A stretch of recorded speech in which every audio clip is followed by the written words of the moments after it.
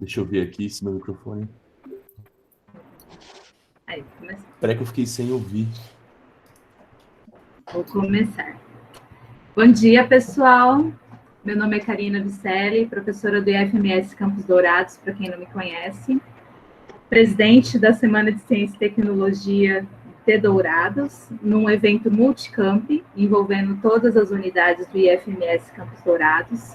E hoje estamos aqui, com ilustres convidados para falar dos jogos digitais. Na verdade, eu coloquei o tema Elementos da Narrativa na Criação de Jogos Digitais, mas nós vamos conversar sobre a trajetória, da Marina Torrecilha, do Bruno Fernandes, vulgo Porcaria, e Denis Feliz, E agora eu passo com a mediação do Iurão e de vocês perguntando também. Eu vou pedir para quem não for falar, desligar o microfone e a câmera, por favor, para deixar a internet melhor.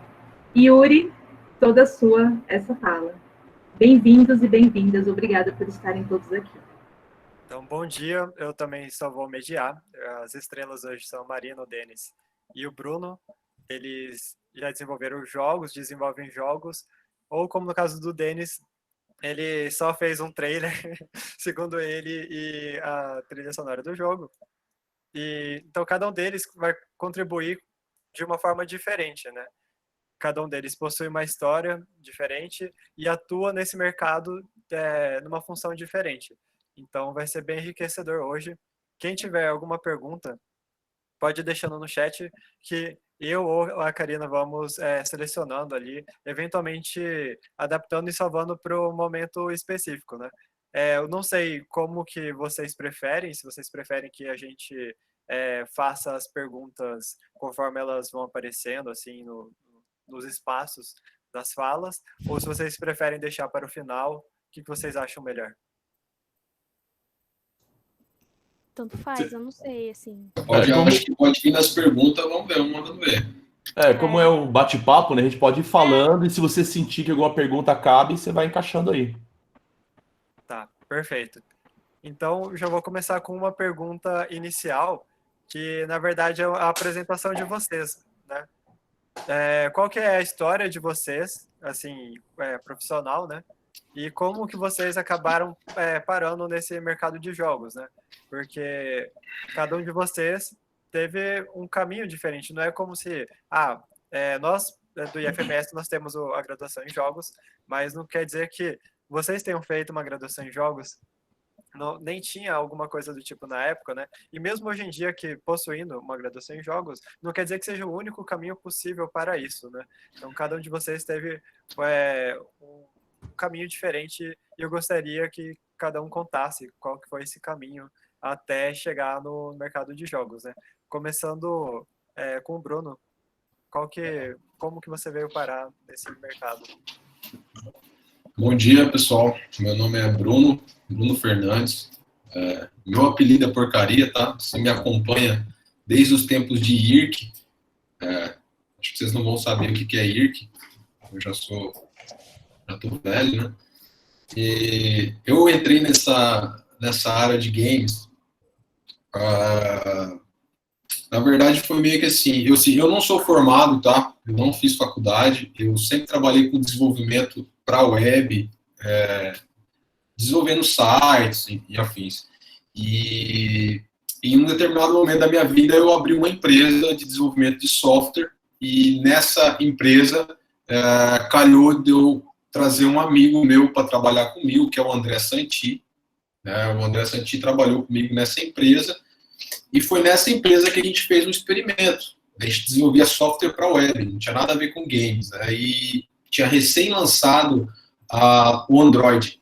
Na época tinha acabado de lançar o Android tinha uma loja que hoje é a Google Play, né? Antes ela se chamava Android Store, e ela era mais acessível que a App Store. Então, nós desenvolvemos um jogo chamado Viking vs Zombies. Acho que está até disponível, mas ele é bem antigão, assim, é um Tower Defense. O André desenvolveu esse jogo junto com a equipe. E aí, passou-se o tempo, essa empresa acabou, separou, os sócios separaram e o André me chamou para continuar. Porque o André, ele é desenvolvedor de jogos há muito tempo, acho que ele faz isso desde criança. E aí ele me chamou para montar essa empresa junto com ele. E eu entrei nessa empresa fazendo a parte de desenvolvimento web e ajudando ele, auxiliando ele na produção dos games, né? Então, o que é a produção dos games? Eu fazia tudo no início do projeto, né? Fazia desenvolvimento web, que é o back-end do jogo, eu fazia a parte de teste, ajudava com game design, certo? O André Santi, ele também não, ele é formado em ciências sociais, tá? Então, tipo, não tem nada a ver com programação. Então, assim, só para vocês terem uma ideia que não é um caminho único, né? Você pode dar outra profissão, aprender a programar e seguir esse caminho. Não é nada de 7 cabeças, não. E aí eu e o André fundamos a Santi Games, já faz mais de 8 anos, e hoje nós estamos trabalhando num projeto chamado Magic Rampage. Esse jogo ele já está no mercado há mais de 5 anos. Hoje ele já tem em torno de 13 milhões de downloads e a gente está trabalhando nele. Então hoje eu trabalho como produtor do jogo, tá? Eu não trabalho mais com desenvolvimento web, nada, eu só auxilio o André e a nossa equipe a fazer as atualizações dos jogos, tá? Então, assim, o meu conhecimento ele é em todo o processo, mas eu não sou o desenvolvedor principal, tá? Mas, assim, eu tenho bastante experiência para compartilhar com vocês aqui. Ok, obrigado.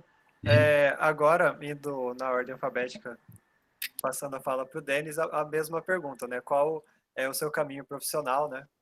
E até chegar hoje, né? Bom, vamos lá. Estão me ouvindo bem? Sim. Então, né? Voz de locutor. Beleza. É o seguinte, nos anos 80, saiu um filme chamado Tron. Eu era um pequenininho ainda. E aí eu vi uma cena com motos fazendo curva a 90 graus. Quando eu vi aquilo, bem criança, eu falei, eu não sei o que é isso, mas é isso que eu quero. É isso que eu gosto, né? E aí, desde pequeno, desenhava e sonhava ter videogame. A Linda era telejogo, Atari. Eu tô com 41, tá, gente? Então não é migué, não, é velho mesmo. E aí eu comecei a ter todos os videogames, cara. Eu vendia coisa, comprava coisa para ter videogame e jogar videogame. Então, com isso, eu comecei a querer saber como que aquilo funciona, como que aquilo é feito. E fui para a parte de computação gráfica. Fui estudar 3D, fiz muita animação 3D e tal. E aí, também sempre fascinado por histórias. Eu acho que eu estou aqui mais por causa da questão da narrativa do que do desenvolvimento de games mesmo. A Karina me jogou aqui, né? Então, o que aconteceu? Eu comecei a entrar na parte de audiovisual, aí eu me formei em artes visuais na Federal e fui fazer uma pós em cinema depois, por causa da questão de narrativa e história mesmo, né? De como contar história e como fazer história. Eu tive algumas participações na parte de computação gráfica, assim, com equipes de games, né, de 3D e tal. E eu não fiz a trilha, e falaram que eu ajudei na trilha da Konami, mas foi só pitaco no trailer, tá? Tem outros profissionais envolvidos. É o Bruno, né, Marina? Também que chama, né? O João. João, né? Uhum. Por que eu falei Bruno? Acho que eu tô maluco. O Bruno tá aqui e aí me confundi. Acho que foi isso. Então, a minha carreira é nesse sentido. Então, eu escrevo roteiros, né, para documentários, roteiros para histórias, essas coisas. E sou aficionado por games até hoje, né? Tenho é a única coisa que eu não gasto, não poupo dinheiro, assim. Então, a sala de casa sempre vai ter pelo menos 2 consoles e eu já tô com o dinheiro juntado faz mais de um ano pro PlayStation 5. Então, eu não quero saber. É uma poupança que tá ali certinha para poder estar jogando o que tem de novo. E tenho muita coisa para falar sobre a narrativa dos games e como os games estão caminhando no dia de hoje. É isso. Obrigado. E agora, Marina, você tem, pelo jeito, a mesma formação que o Denis, né? E agora eu gostaria que você contasse a sua história. Então, eu tive quase a mesma coisa que o Denis, assim. Eu lembro que quando eu vi algum desenho ou algum filme muito fera, assim, em animação, em produção, principalmente Senhor dos Anéis, que teve uma influência muito forte na minha vida, os livros e os filmes, eu entendi que eu tinha que trabalhar com essa área. E eu não sabia direito como entrar nela, né? Como que eu teria esse acesso? Porque eu ainda desconhecia muito como que era a formação, né? Na área das artes gráficas, como que seria trabalhar com... Eu nem imaginava jogo. Eu não sou velha igual o Denis, mas eu tenho 31. Eu acho que eu tenho 31. Que Então, falta de respeito, que falta de respeito. Então, eu lembro que quando eu vi O Senhor dos Anéis, O Retorno do Rei, eu falei, cara, eu preciso fazer alguma coisa relacionada a isso. Aí, acabei fazendo artes visuais, e já tinha dentro do curso de artes, mas algumas integrações na área gráfica, tipo design, fotografia. Então, foi legal o curso. Eu acho que me trouxe bastante conhecimento, né? A literatura é sempre importante, mas foi quando eu saí da faculdade que as coisas começaram a ter um rumo diferente. Que aí eu fui para São Paulo, fiz curso de animação 3D, gostei muito de desenvolver animação no Maya, fiz ilustração digital. O Denis já era famoso, olha, eu falei mal, mas vou falar bem também, porque você era famoso, Denis, da faculdade. Todo mundo falava, o cara que faz 3D. Toda vez que eu falava, eu quero fazer 3D. Falavam, fala com o filho do Júlio. É só pagar as pessoas que elas falam bem de você, é fácil. Ah, entendi. Era Pega isso. essa manha aí. Enfim, daí fiz animação. Quando eu voltei para Campo Grande, comecei a montar um portfólio. Não gostei de morar em São Paulo, mas isso é questão mais, assim, muita conexão com a natureza. Também tem essa parte, assim, que é muito importante, porque a gente tem que respeitar nossas raízes, onde a gente gosta de se enraizar, né? E aí eu voltei para Campo Grande, comecei a fazer um portfólio. Aí eu até trabalhei na mesma empresa que o Denis na época, no Portal Educação. Eu fazia animação e desenho para jogo. Era uma equipe de 5 pessoas, era muito legal lá, eu gostei muito da experiência. E aí, pouco antes do Portal Educação fechar, eu e meu companheiro, a gente conversou e ele é um apaixonado pelo mundo dos jogos. E na minha cabeça ainda não tinha essa concepção de que a gente podia realmente fazer um jogo junto. Então ele falou, cara, vamos fazer um jogo. Ele é formado em engenharia civil, então ele também não tem formação na área. Eu sou artista visual, assim, eu trabalho com ilustração, mas eu não tenho formação na programação. E aí a gente começou a Jogos Aurora. A gente começou com um joguinho simples, que era também um Tower Defense, que é o Laser Defense.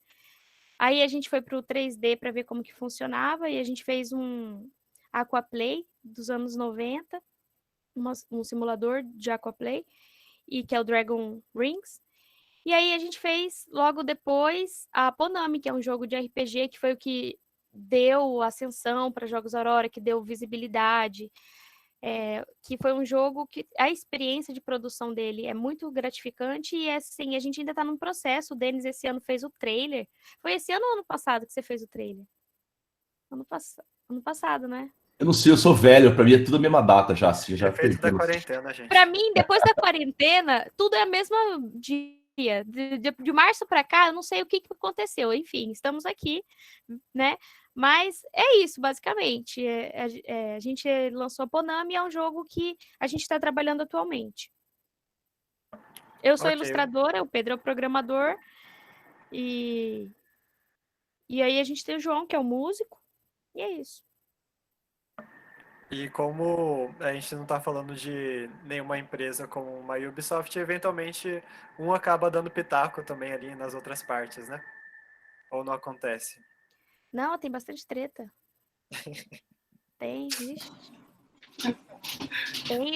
A gente tem que saber trabalhar em equipe. E apesar de que a equipe é pequena, é muito complicado, porque cada um tem muito forte uma visão sólida sobre o que você quer gerar, né, no seu jogo, o que você quer construir.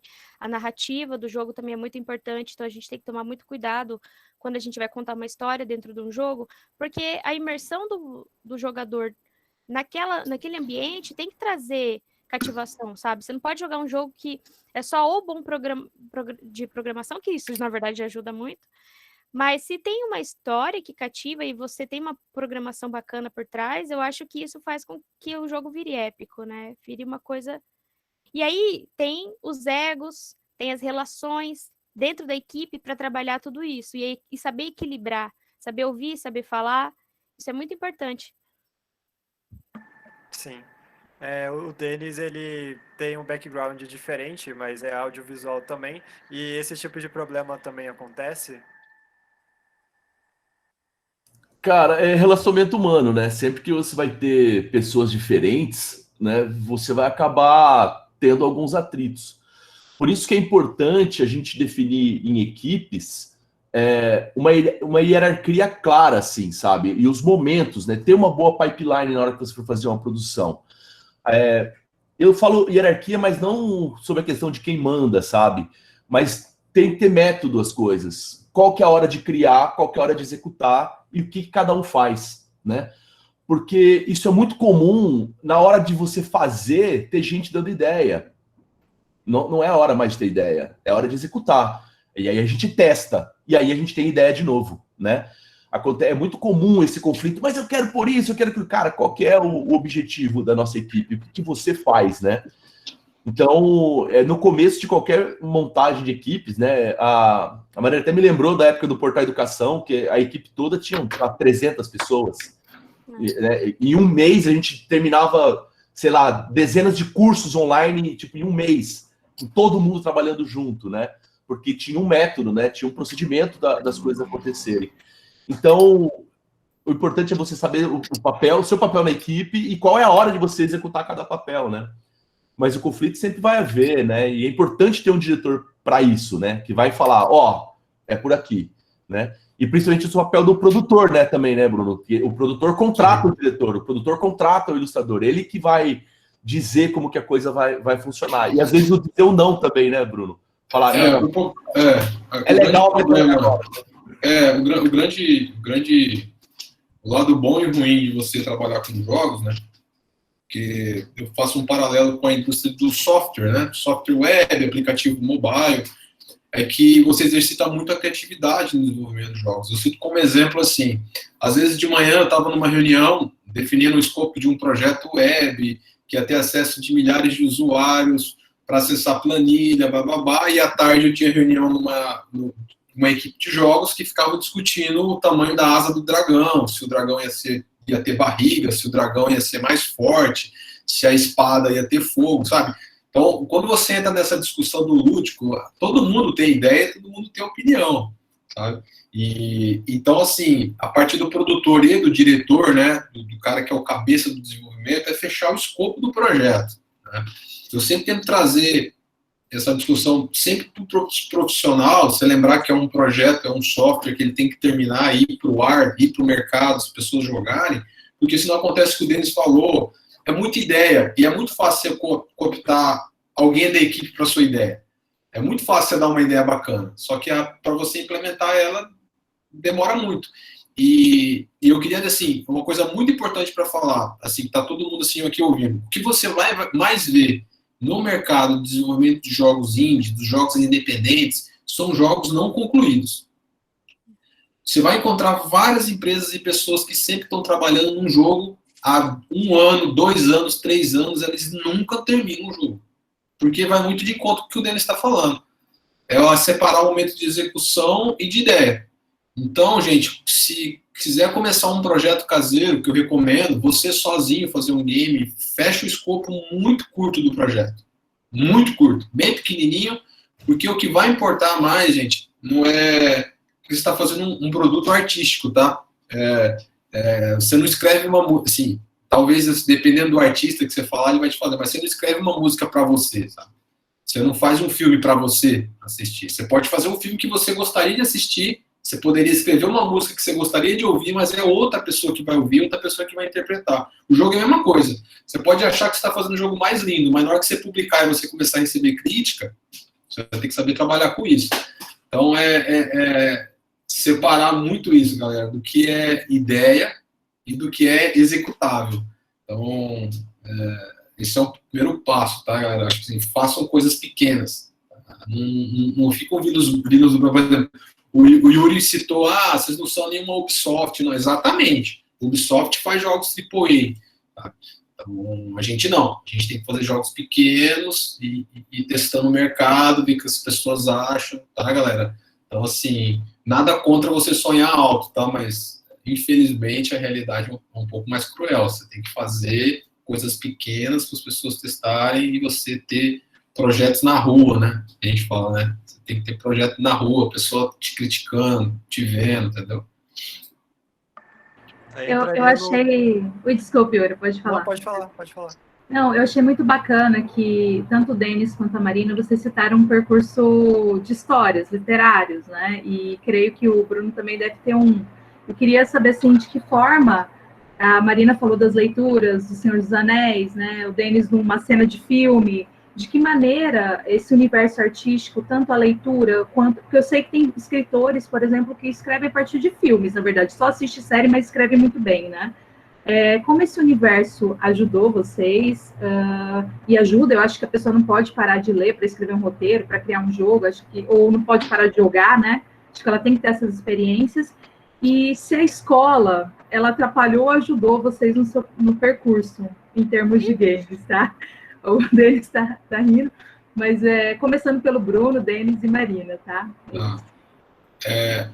Bom, eu acredito que, assim, a gente tem que deixar muito bem claro, se você for trabalhar com desenvolvimento de jogos, seja em qualquer etapa, seja de roteiro, produção, desenvolvimento, artístico, ilustração, tá? É um trabalho artístico, e você é o que você consome, tá? Se você é uma pessoa que consome muito literatura medieval, você é uma pessoa que consome muito série, escuta muita música, tudo isso vai ser uma forma que você vai expressar artisticamente. Então, assim, quando a questão da escola também vai te dar um impacto. Por exemplo, assim, eu tive meu período de escola foi bem terrível por questões de literatura de referência, não tive nenhuma. Só que foi muito importante porque a escola me trouxe a socialização. Eu conheci muita gente, essa interação, você trabalhar em equipe, né, liderar a equipe, tudo isso eu aprendi na escola de forma não curricular, né, mas a socialização. Então tudo é importante, tá, gente? Tudo você acumula na sua vida e em algum momento você coloca isso para fora, artisticamente falando. Então eu costumo falar assim, quando eu junto a equipe, principalmente quando eu passo por um processo de contratação, entrevista, eu gosto muito de perguntar o que a pessoa faz nas horas vagas, que tipo de literatura que ela consome e que universo que ela vive, tá? Porque você não vai conseguir, você está procurando um ilustrador, tá? Uma ilustradora para fazer animação. E se a pessoa não viver isso fora do ambiente profissional, já é preocupante para você contar com a criatividade dela. Porque foi isso que a Karina falou, você está consumindo vários tipos de literatura e isso vai somar no seu trabalho. Por exemplo, o meu projeto, Magic Rampage, ele tem uma ambientação medieval, ele tem é um jogo plataforma, então você tem remete aos jogos dos anos 90, 80. Então, quando a gente vai trazer alguém para a equipe, ela tem que ter essa vibe, ela tem que gostar disso, ela tem que entender esse universo. Mas isso é no meu caso, entendeu? Então eu acho tudo importante, viu, gente? Então, tipo assim, consumir literatura, ler, assistir filme, música, tudo isso é muito válido, tá?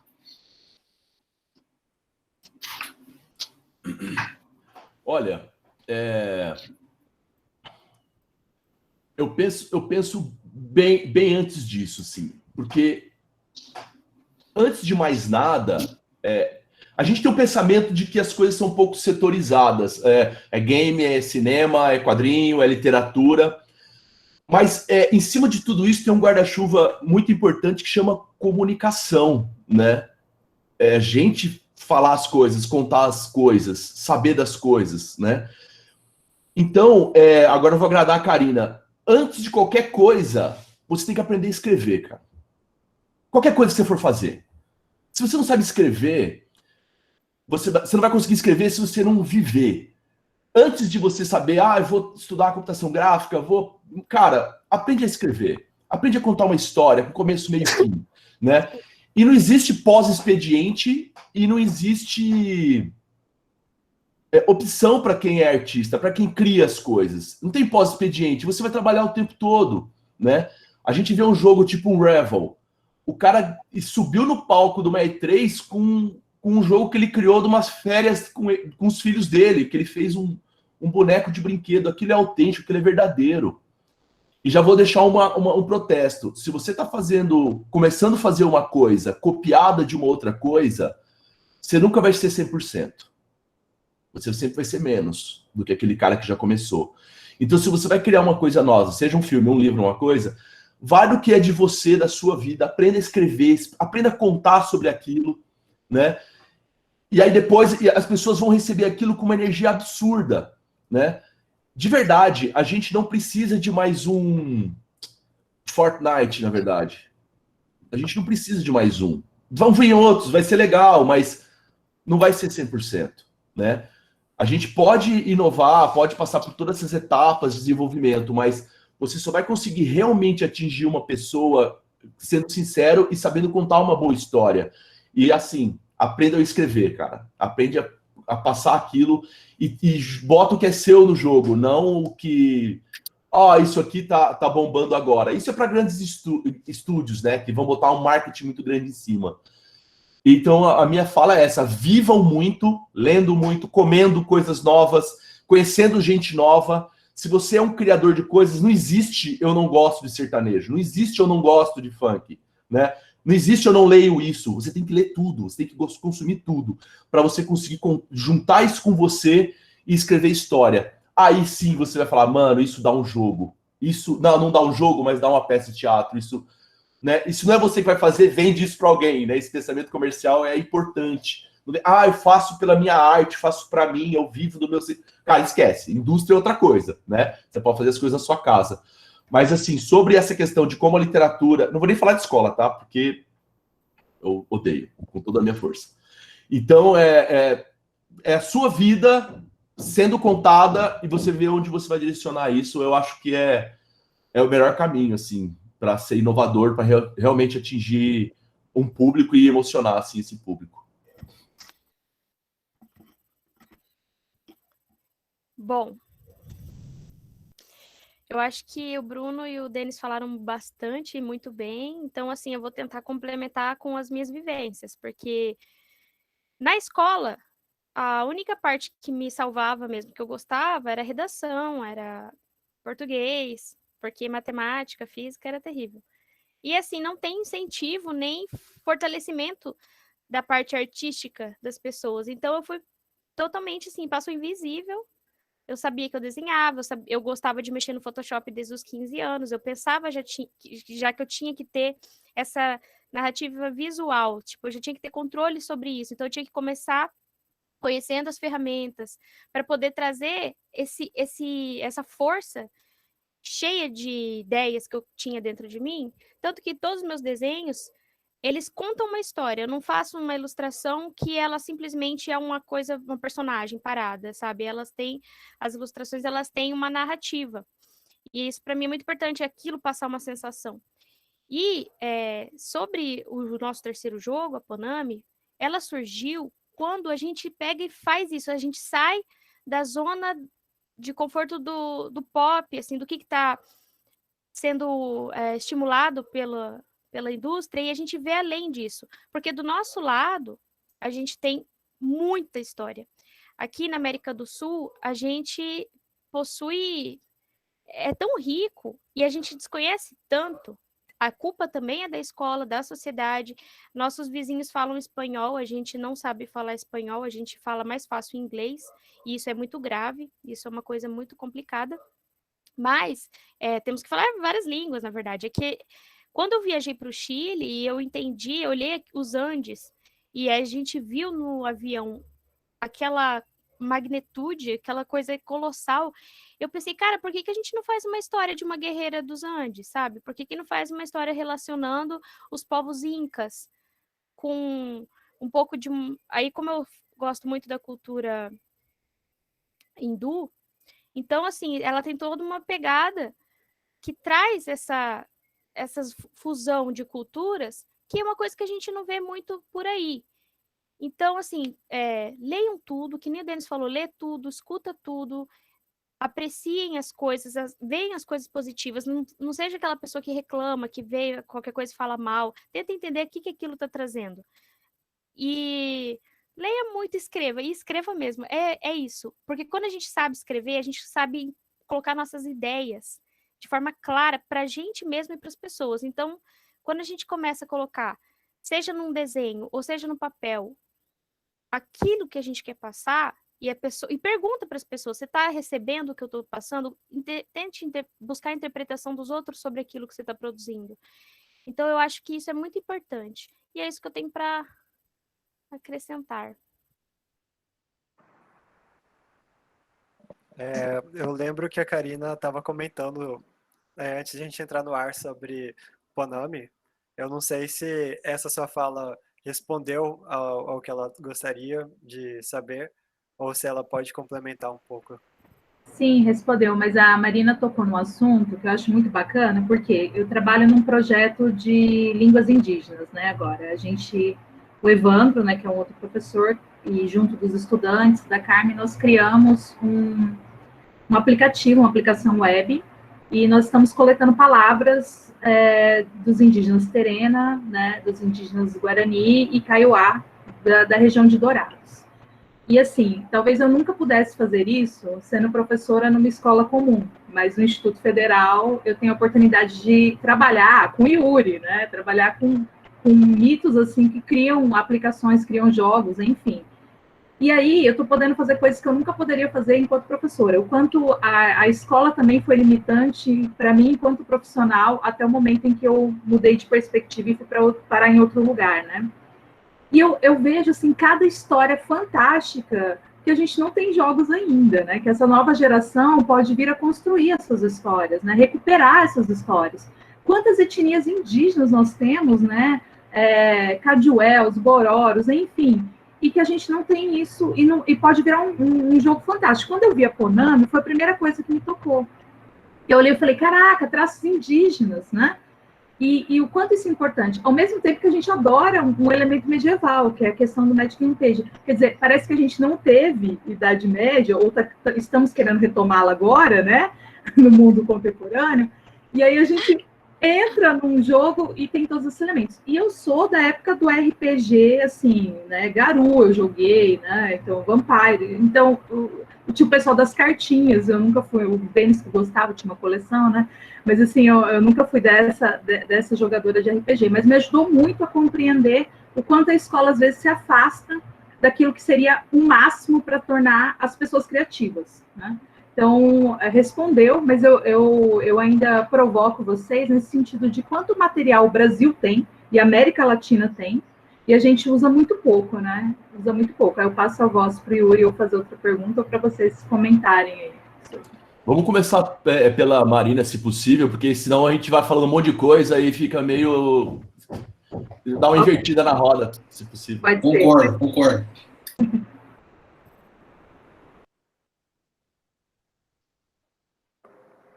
Então, Marina, a fala é sua, então.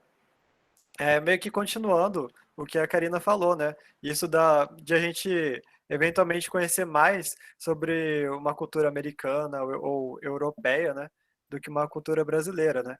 E que tipo de obras nacionais vocês consomem, não falando das mais tradicionais, mas, por exemplo, nos quadrinhos nós temos vários autores brasileiros muito bons, né? E em jogos também, não citando Graças à vocês mesmos, ilustração. né? Não, é graças à ilustração que eu vou conhecendo roteiristas brasileiros, ilustradores brasileiros.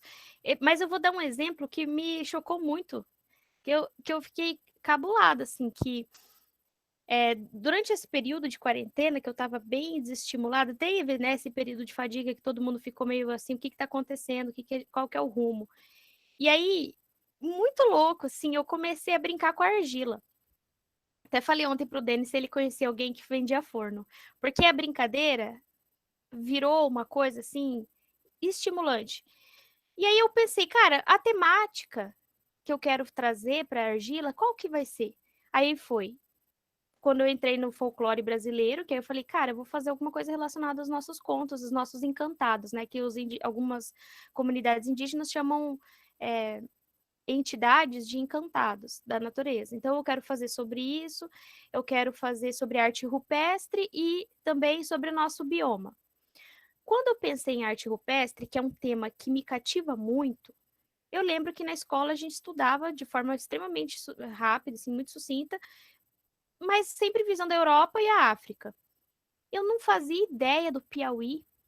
Eu não conhecia a Niede Guidon, que é uma das maiores cientistas do mundo, que conseguiu encontrar no Piauí registros arqueológicos de mais de 58 mil anos, mostrando que o homem já habitava a América desse lado da placa antes do período que eles datavam a passagem pela Estreito de Bering. Então, eu fiquei assim, como que a gente não aprendeu isso na escola? É fato, é história. Misturando também, por exemplo, e aí eu pensei, e a arte rupestre do meu estado? Tem aqui? Ninguém sabe. Aí eu fui ver em Alcinópolis. Alcinópolis tem um monte de registro de mais de 10 mil anos da presença do homem aqui. Falei, cara, como que isso? Aí eu mandei um e-mail para a galera de Alcinópolis, para a Secretaria de Turismo, e falei, gente, eu preciso de um acervo.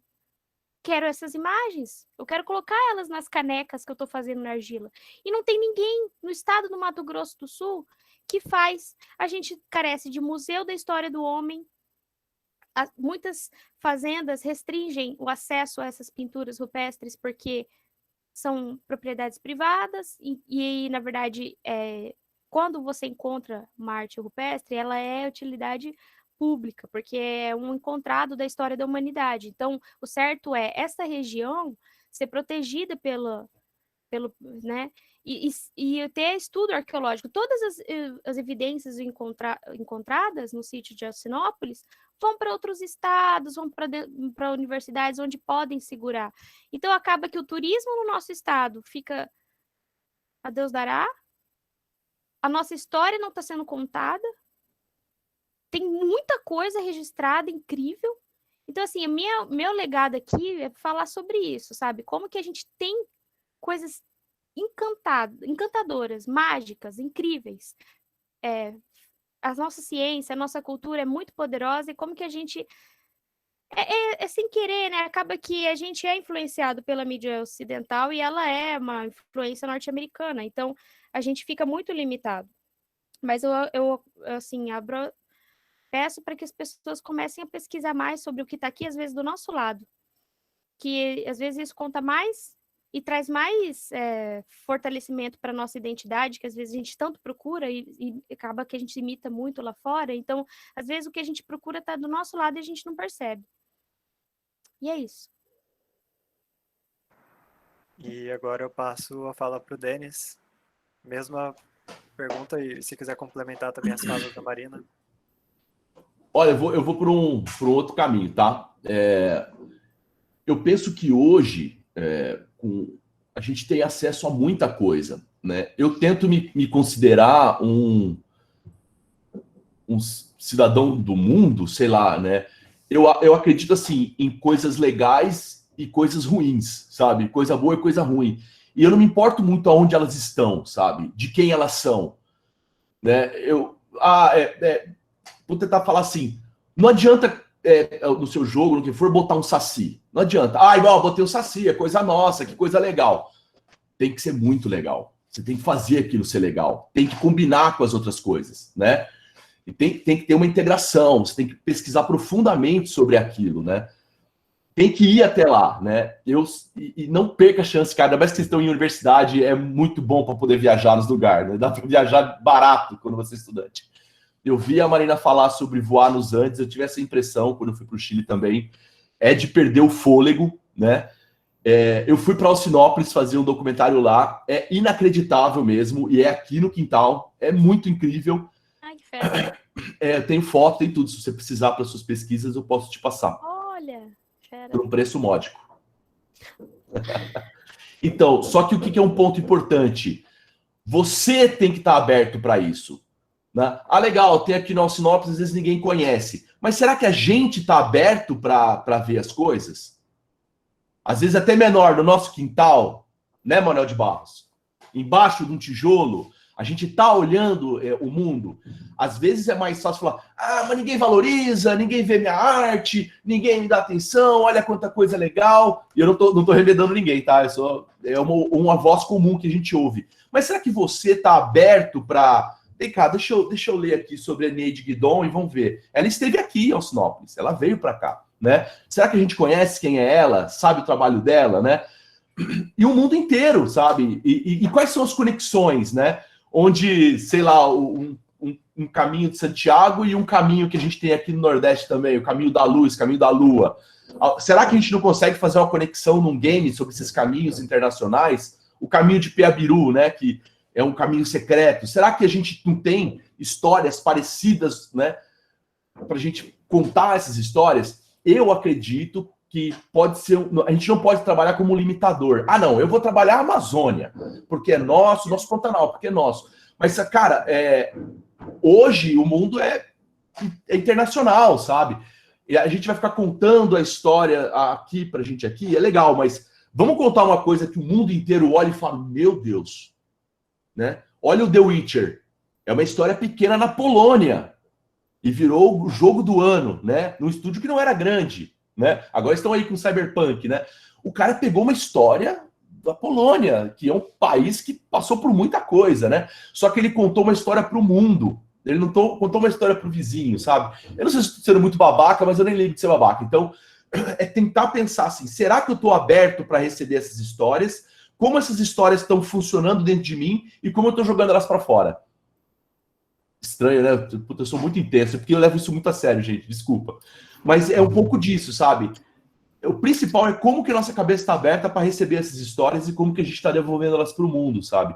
E a gente tem que pesquisar profundamente para contar essas histórias, porque eu acho desastroso quando alguém pega... Ah, não, vamos colocar isso aqui porque é o Saci. Tem que ter. Vamos pegar a Yara lá. E a Yara, porque a Yara, ela puxava os caras para dentro da água. E não passa disso, sabe? Será que tem o estudo da anatomia dela para ver como que ela seria no Pantanal, sabe?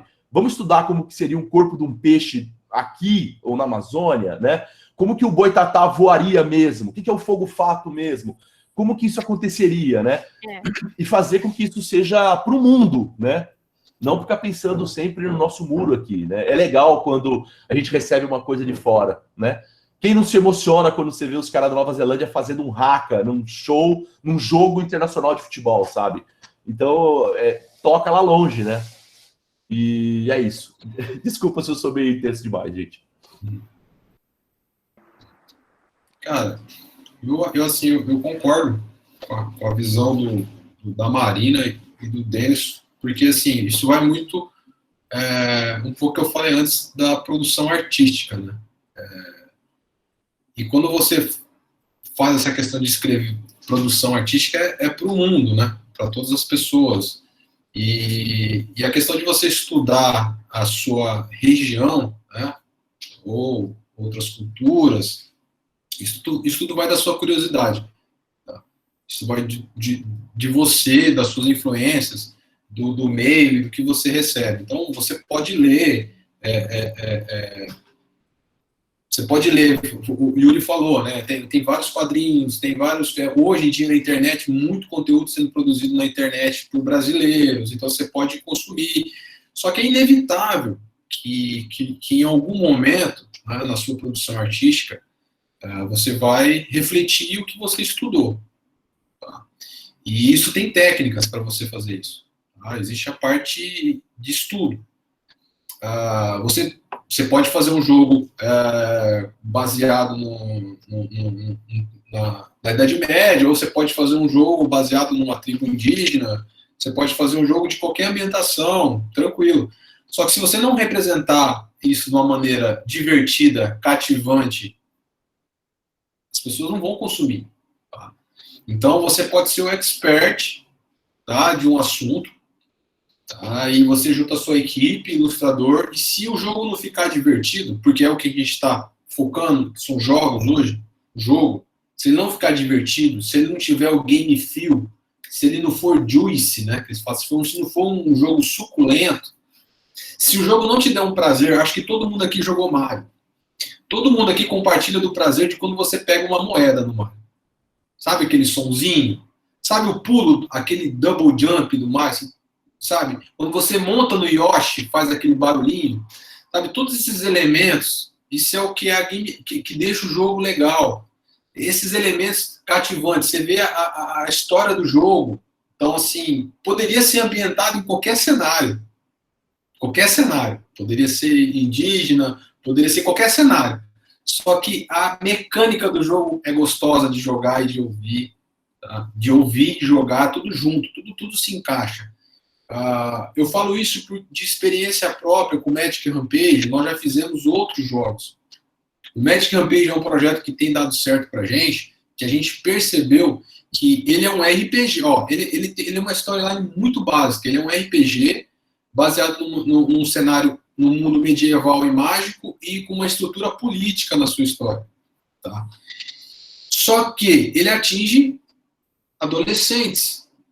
Então, maioria adolescente. E também pessoas já de 30, 40. Então, assim, várias etapas. Só que, assim, por que pega o pessoal? A gente percebeu que o gameplay, tá, os controles, o controle do jogo, quando o cara aperta para pular é bom. É prazeroso quando ele joga uma espada e o jeito que explode o zumbi, cai sangue assim no chão. Todas essas mecânicas, elas funcionam bem junto. Então, o cenário atrás, a história, tudo isso compõe. Então, vai muito de encontro com o Denis falou, que você pode escrever uma história de qualquer lugar desde que você tenha esse embasamento. Se você estudar mesmo, e quiser fazer um jogo de uma tribo indígena, se você conseguir casar isso com um gameplay bacana, vai funcionar. Em qualquer lugar. Eu vou dar um outro exemplo que a gente pode pegar agora, recente. A gente estava falando de Fortnite, o Denis falou de The Witcher. Os dois últimos jogos que estouraram, na verdade, foi do Fall Guys e o Among Us. Fall Guys é um vídeo cacetado, os bichinhos correndo lá, pulando, né? Olimpíadas do Faustão, né? Correndo. Ai, que ódio!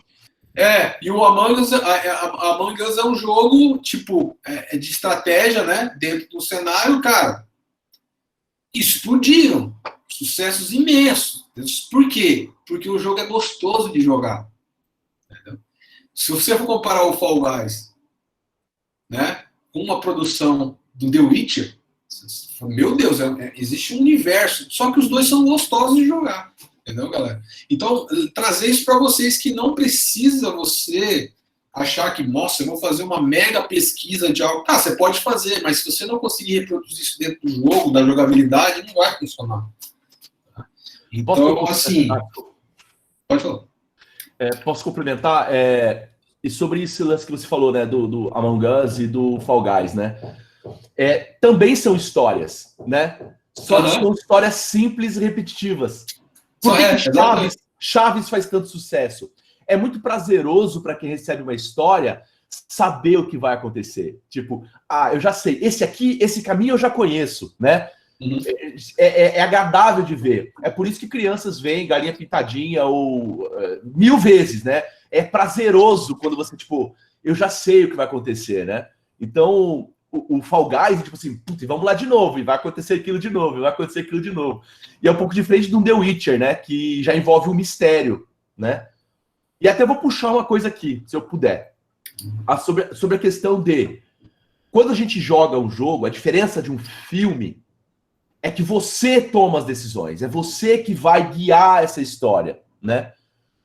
Então, é incrível, né? É muito incrível. Como que vocês enxergam hoje os streamings? As pessoas estão assistindo jogos muito mais do que jogando os jogos. Eu tô muito preocupado com meu filhinho de 2 anos. Se ele começar a assistir jogo, eu vou falar assim, para com isso, moleque! Vai, tem 2 videogames em casa para ficar assistindo os outros jogar, né? Eu já tô ensaiando essa bronca, né? Mas o que tá acontecendo, será, com essa coisa de... As pessoas não querem histórias novas, elas querem ver a versão dos outros. Isso é algo que está me intrigando, que eu anotei para trazer aqui para a roda até, porque está me incomodando.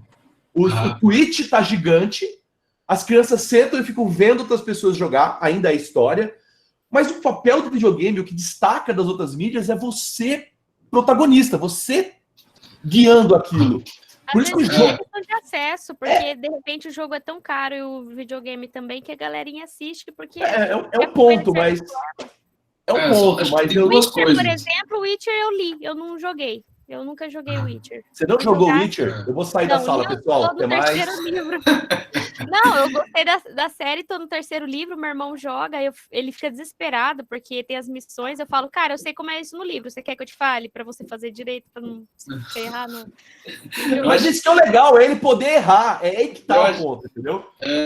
O jogo te deixa Eu acho errar. que também existe, assim, o medo do errar, né? Sei lá, hoje em dia todo mundo... Não, eu acho que são 2 pontos aí. Eu acho que é relevante o que a Marina falou da questão do acesso, né? Porque as coisas são muito imediatistas. Por exemplo, se lançar um PS5 e um jogo novo, tipo, no mesmo dia tem alguém lá no outro lado do mundo que teve acesso mais rápido jogando. Só que tem uma outra questão, isso vale para qualquer outra coisa. Você tem milhares de pessoas que ficam assistindo outras pessoas cozinhando, milhares de pessoas assistindo outras pessoas reformando casa, construindo casa, o futebol, entendeu? Quem gosta de esporte você assistir outra pessoa fazendo. Tipo, eu acho que esse comportamento é humano. Então, eu acho que isso ser replicado para o universo de games é natural e esperado. Eu acho que essas pessoas são as celebridades do futuro, para essa juventude, né? Já é hoje. Eu acho que daqui para frente é isso. Eu acho que essas pessoas que jogam, né, você assistir a pessoa jogando um jogo ou narrando um campeonato, né, que hoje em dia é muito comum você ter jogos competitivos que tem campeonatos, tem toda uma comunidade, é um esporte. Então eu acho que isso é um comportamento humano normal. Eu acho que daqui para frente acho que é isso, tá ligado? Eu acho que as pessoas vão assistir outras pessoas jogando. Você bateu exatamente no ponto que eu queria chegar. Será que agora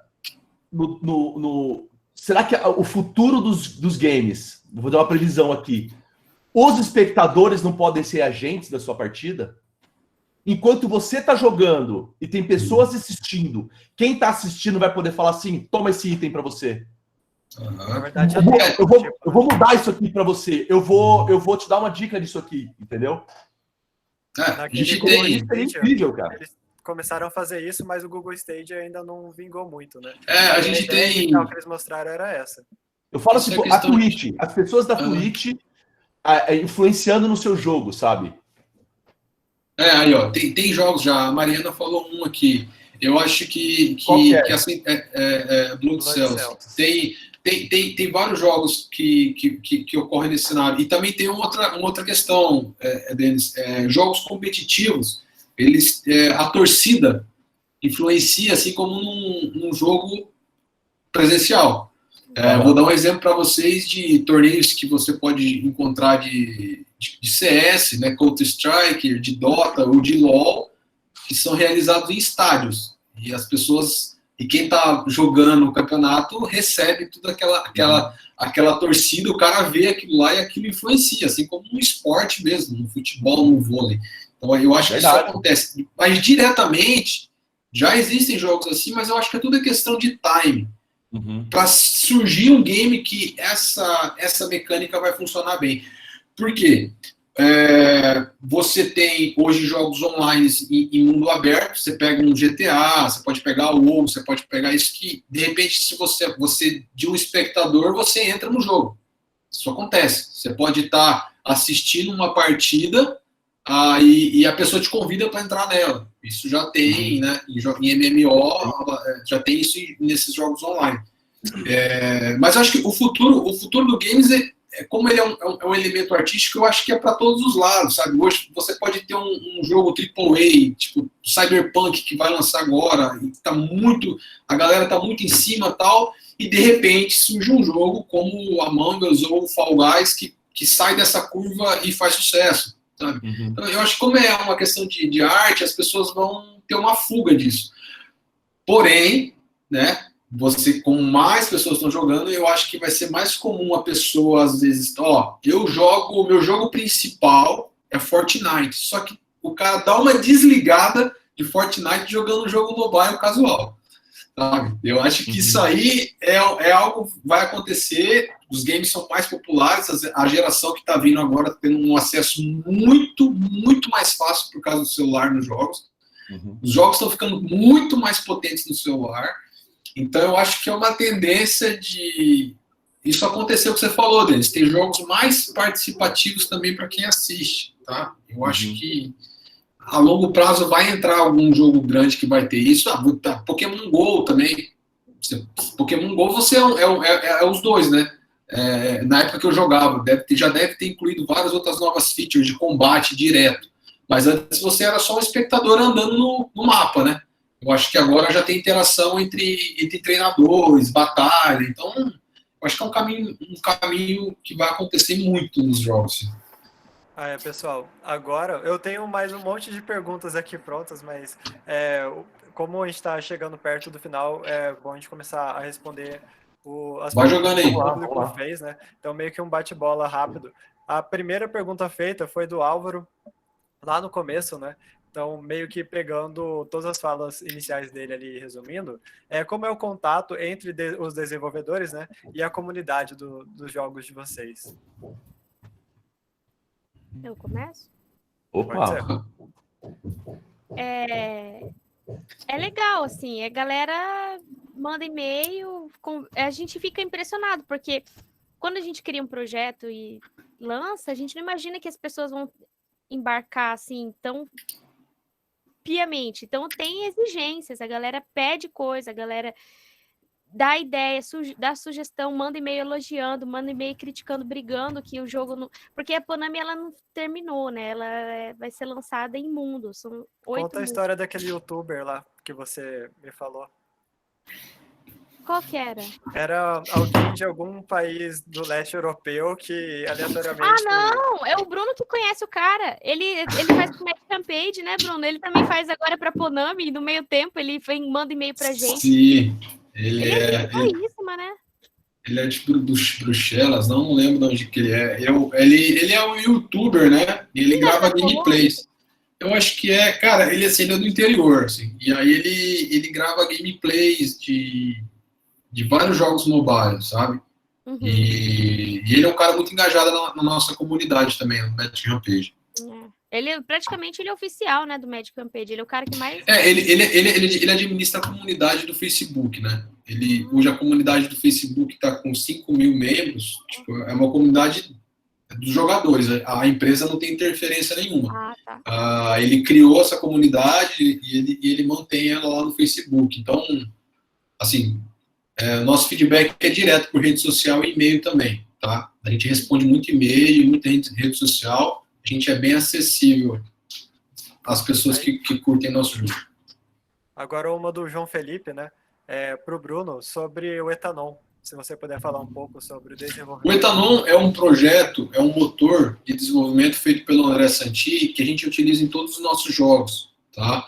O Etanon, ele teve bastante evolução agora no projeto do Magic Rampage, só que pelo fato de a gente ser uma equipe pequena, o André ainda não conseguiu evoluir ele. Parte de documentação, treinamento, sabe? Então, assim, a gente recomenda muito, assim, cara, apesar de ser um projeto bacana, é difícil a gente dar suporte nele. Então, eu recomendo para quem está começando procurar uma Unity, porque é uma que tem mais tutoriais na internet, o acesso é mais fácil, é gratuito, tem uma versão gratuita também, tá? Mas o Etanon é um projeto que a gente vai mexer nele futuramente, sim, tá? Sim. Aí a outra pergunta seria para vocês dois. Antes de um projeto ser elaborado, é necessário a criação de um GDD? E também sobre a relação de escopo e o GDD, né? Nossa, é muito importante. Pode falar, Bruno. Não, cara... A gente costuma, quando vai fazer um planejamento de um projeto, a gente gosta de começar pelo gameplay, tá? A gente desenvolve, sei lá, 30 segundos de gameplay do jogo, como que a gente quer que seja feito, ignorando, tá? Tudo que é questão de ilustração. Pega os assets pronto, porque testar o gameplay primeiro a gente acha mais importante. Por exemplo, no nosso caso foi um game plataforma, com alguns puzzles, então a gente testou isso, funcionou, a gente começou... E o funcionar é você passar para outras pessoas jogarem também, tá? Agora uma outra do Gustavo. Partindo do que a Marina disse e da indústria cultural, que acaba centralizando o que deve ser consumido, gostaria de saber como isso limita as novas criações. Por exemplo, você pode ter uma excelente ideia de desenvolvimento, mas acreditar que aquilo pode não ser consumido devido ao padrão estabelecido. Não, mas aí não, tipo, é o que o Denis falou, o que você vai trazer de diferente do que já tem, por exemplo, você vai fazer um jogo sobre folclore, não dá para fazer um jogo sobre folclore daquilo que a gente já consumiu na nossa infância. Então, assim, você pode fazer uns monstros legais, você pode trabalhar isso de outra forma. Tem que ser aquilo que todo mundo já falou aqui. Você tem que pensar, eu gostaria de consumir isso ou eu só vou colocar porque é do Brasil e precisa ser algo diferente? Porque para ser diferente de verdade, você tem que ter propriedade sobre aquilo que você está construindo, né?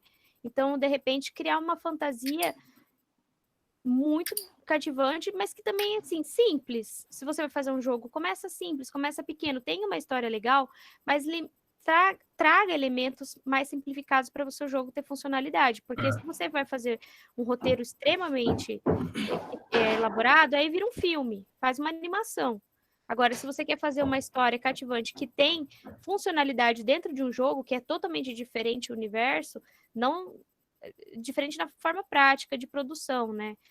Porque filme, animação, você tem mais liberdade de você poder criar as coisas do jeito que você quer. Eu, como artista, sofri muito fazendo ilustração para jogo, porque que nem eu estava falando, quando eu faço uma ilustração única, ela tem uma narrativa e ela conta uma história. Agora, quando eu faço para um jogo, eu trabalho muito com repetição.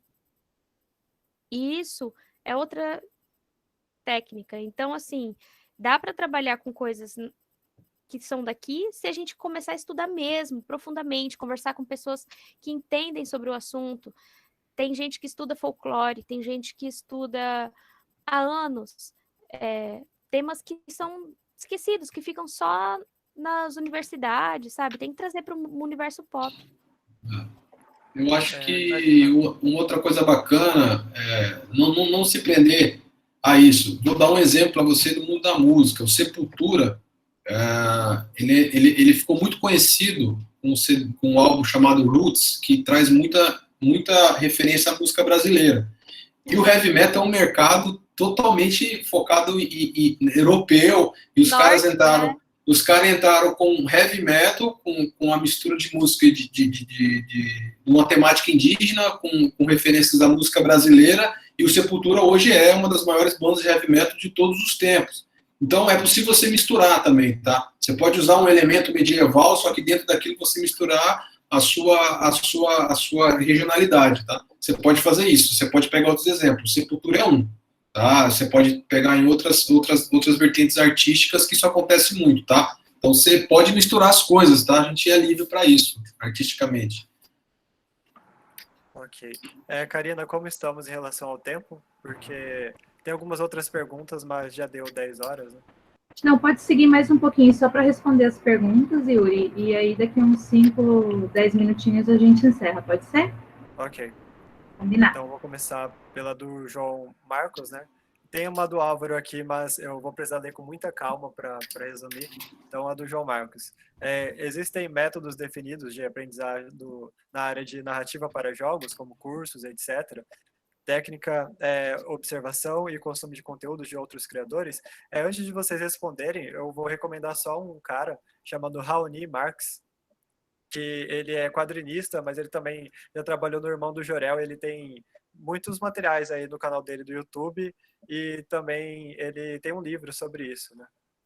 Então, agora passando, quem quiser responder essa, né?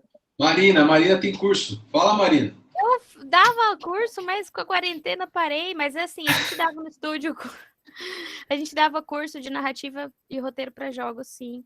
Tem métodos legais que dá para fazer, mas eu peguei vários cursos que eu já fiz sobre cinema, sobre desenvolvimento de roteiro e aplicava no meu curso, mas eu nunca vi, assim, curso de narrativa para jogos. Eu oferecia, mas eu nunca vi ainda um lugar que faça isso.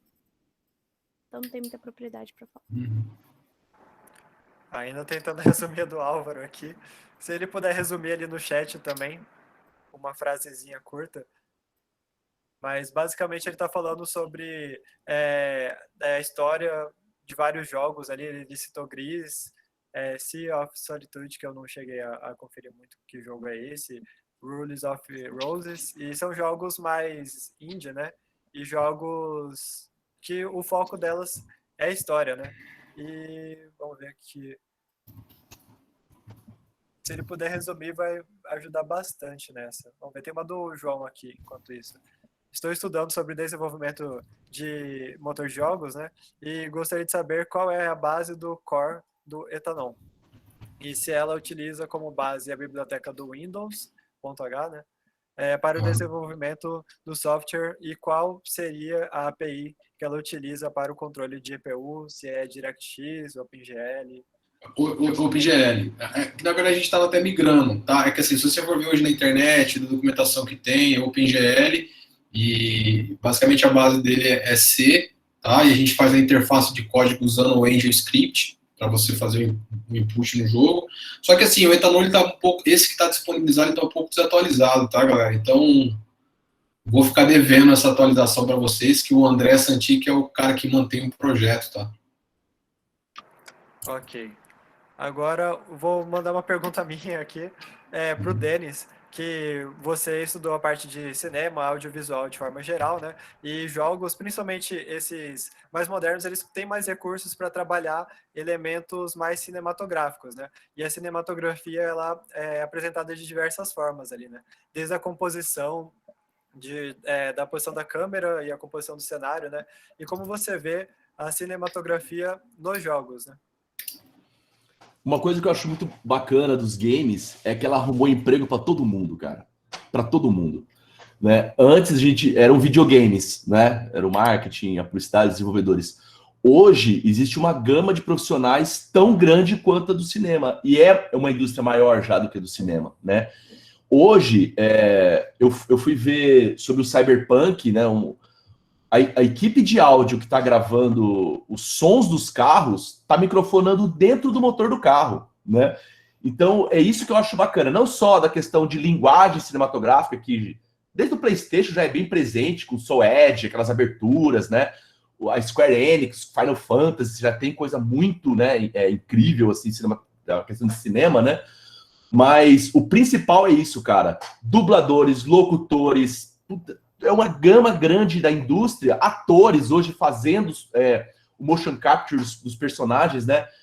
Todas as pessoas estão trabalhando nos games agora, né? Então, isso que, falando da indústria do cinema, de quem trabalha, abriu uma gama muito grande de vagas e emprego e trabalho e função e espaço para essas pessoas. Então, isso que eu acho mais fascinante nessa questão do cinema com os games, sabe? O número de profissionais que foram solicitados, né? Então, você pode ver que os jogos estão indo cada vez mais para produções cinematográficas pelos profissionais que estão entrando dentro da indústria do mercado de games, né? Da indústria de games, né? As orquestras estão tocando, né? Você vê uma trilha hoje, existe uma orquestra sinfônica tocando a música de um jogo. Todos esses violinistas, músicos, maestros estão trabalhando nos games, né? Então é isso. O encontro do mundo do cinema dentro dos games, eu vejo como os profissionais estão indo para lá. Agora eu vou fazer a pergunta do Álvaro, que ele resumiu ali, e depois eu vou fazer uma pergunta para todos vocês para encerrar, então. A do Álvaro seria: jogos com histórias divididas em capítulos podem perder a cativação a longo prazo? Aí quem quiser responder essa. Não, na minha experiência, não. A gente está fazendo Magic Rampage há 5 anos, a gente está fazendo modo história ainda, tem mais 3, 4 fases e teve hiatos de quase 1 ano de desenvolvimento de novas fases e até hoje os usuários continuam lá perguntando se vai ter continuação, qual é a próxima fase. A mesma Isso tudo. Então, assim, não perde não. Se você fizer um negócio bacana mesmo, as pessoas vão esperar, tá? Tá aí Stardew Valley para provar isso, né? Eu não vejo a hora de expandir esse jogo. Sim. Agora, para encerrar, gostaria que vocês dessem dicas para quem está querendo entrar nesse mundo, seja da parte de narrativa ou seja da parte de jogos. Que dicas vocês dariam? Minha dica seria: já comecem a trabalhar com softwares, já começa a entender, produzir projetos pequenos, entender como que funciona na prática, já tenta ter o conhecimento das produções mesmo, pôr a mão na massa. Eu sei que estudar sobre o tema é muito legal, mas a gente tem que fazer acontecer também e começar com ideias mais simples. Não começar já com aquela ideia grandiosa que você tem de um dia produzir um jogo né, muito enfim, com uma equipe que exige uma equipe maior. Então, assim, tenta começar pequeno, com poucas pessoas. É isso. Eu acho que dá para você, assim, várias coisas. Você trabalhar com áudio, começa fazendo uma sonoplastia de algo muito simples, sabe? De algum item caindo, alguns personagens. Se você trabalha com desenvolvimento, você baixar a Unity, tem projetos exemplos lá que você só dá o play, você vê as coisas acontecendo, você vê a parte de código. A ilustração foi o que a Marina falou. Começa a mexer com softwares, né? Photoshop, enfim, os softwares que são mais utilizados para ilustração, e começa a estudar sobre e façam coisas pequenas, tá, gente? Não precisa pensar, tipo, vou sentar aqui agora e vou fazer um novo Fortnite. Não vai nessa pegada, não, porque você vai se frustrar, né? Não que a frustração não seja uma etapa nessa escada, mas comecem com coisas pequenas, galera. E, porra, a internet tem muito material, cara. Pesquisem mesmo. A internet tem muita coisa. Eu acho que é um caminho, tá? É difícil, tá? Dentro do Brasil, você viver com desenvolvimento de games é difícil pra caramba. Então, tem que estudar muito, tá? Se você é isso que você quer mesmo, tem que estudar pra caramba. É meio que para quem está começando, né? Eu penso o seguinte: não é só você que está começando. Tem uma galera começando, tem muita gente começando. Tá todo mundo querendo começar a trabalhar com games ou alguma coisa relacionada a isso. Vê o que você gosta e já comece a trabalhar com aquilo. Você quer fazer sonorização de games? Cara, pega um jogo, muta e faz o som. Você pega um vídeo, edita esse som, sabe? Faz a sua proposta daquilo.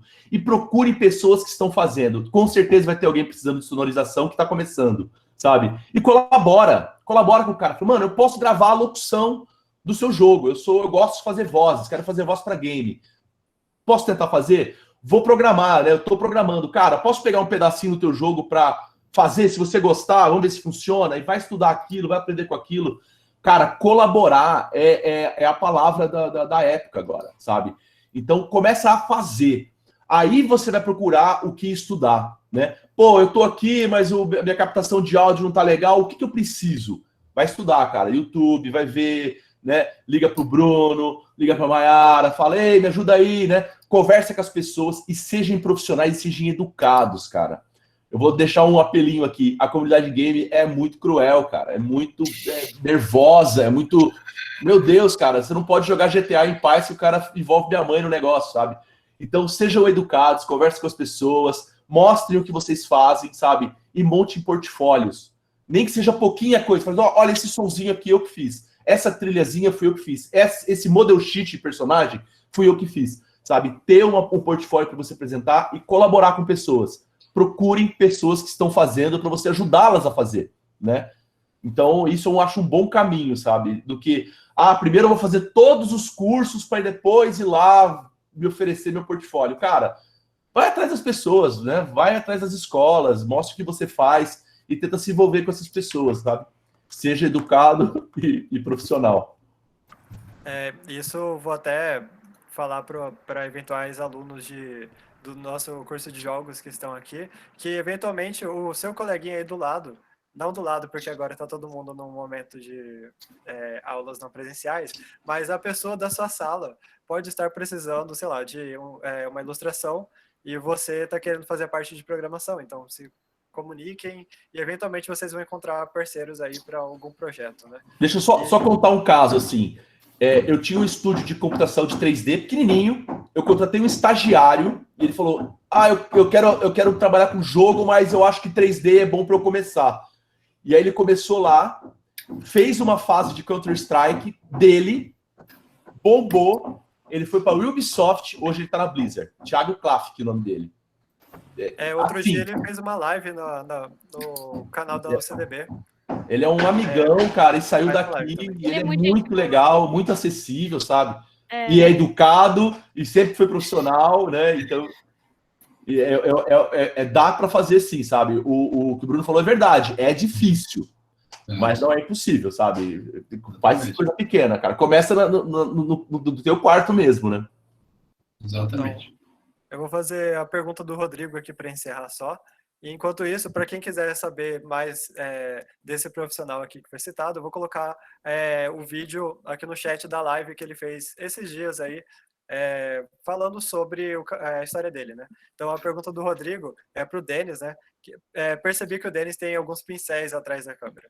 Tem alguma miniatura pintada aí para mostrar? Não. Então, quando você busca ser criativo, você tem que ter buscar sensações, assim, né? Então eu desenho todo dia. Todo santo dia. Cadê meu papel? Olha, eu vou passar por mentiroso, mas depois eu mostro para vocês. Eu tenho blocos e blocos de caderno, eu desenho todo dia. Eu tenho plastilina, eu faço escultura quase toda semana. Você tem que fazer as coisas, né? Eu tenho alguns bonecos, assim, mas eles são só brinquedos para mim, assim, né? Até o meu filho descobrir e destruir. Mas, assim, é importante você fazer todo dia, sabe? Desenhar todo dia, assim. Então, por isso que o meu escritório é uma oficina, né? Não é nem uma... Eu não misturo muito, eu não separo muito o computador de o que é mais maker, mais craft, assim. Para mim é tudo ferramenta, tanto computador quanto pincel e lápis. O que vai fazer diferença é aquilo que eu falei, é o que você absorveu e como que você está jogando isso para fora, né?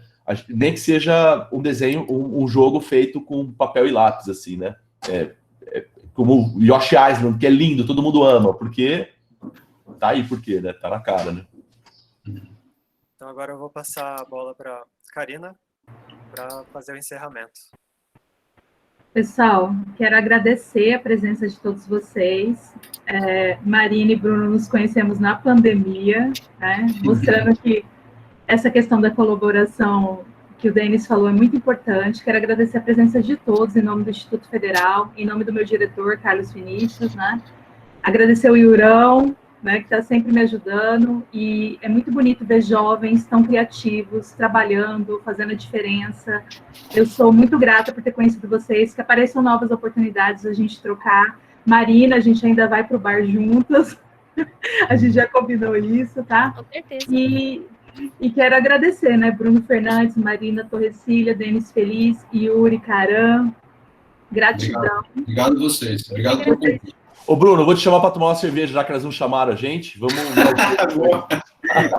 Pessoal, muito obrigada. Um bom evento a todos. O Rodrigo tá? também, né? O Rodrigo De Vigo também, tá? E ele está ali agradecendo a Marina pela parceria do estágio. Gratidão. Um abraço, Bom,